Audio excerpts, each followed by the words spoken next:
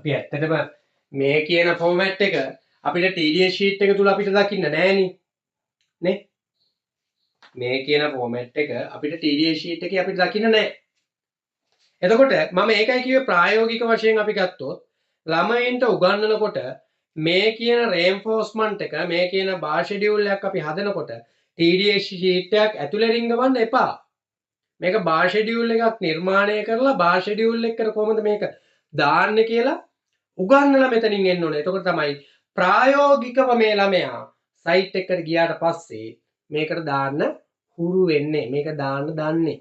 එහෙම නැත්නම් සමහර වෙලාවට තියරි විතරක් ඉගෙනගෙන ගිහිල්ලා මේ කියන ළමයි බොහෝ වෙලාවට ප්‍රායෝගික ජීවිතයට ගියාට පස්සේ කරකෝල අතෑරියා වගේ ඉන්නවා.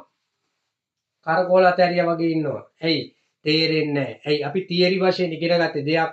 හැබැයි ප්‍රායෝගික ජීවිතේ අපි දකින්නේ තවත් දෙයක්. ඔන්න ඔය කියන දේවල් අපිට දකින්න හම්බ වෙනවා. හරිද? ඒක නිසා ආදරණීය දිය පුතේ අයියා කෙනන්ගේ මල්ලි අම්මේ තාත්තේ හොඳට ආගන්න මේ කියන දේවල් තියරි විදියට ඉගෙන ගන්නවා සේම හැබැයි අනිවාර්යෙන්ම මොකද්ද?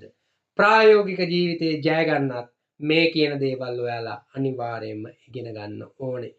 තියරි ඉගෙන ගන්නකොටත් ප්‍රායෝගික ජීවිතේ ඉගෙන ගන්න සයිට් වලට ගිහිල්ලා වැඩ කරන්නේ කොහොමද කියලා සහ මේ කියන මෙෂර්මන්ට් ෂීට් එකක් මේ කියන බාර් ෂෙඩියුල් එකක් මේ කියන ඩ්‍රෝවින් එකක් කියවන්නේ කොහොමද මේවට මෙෂර්මන්ට් ඇතුළත් කරන්නේ කොහොමද මේ කියන හැම දෙයක්ම ඔයාලා ඉගෙන ගත යුතුයි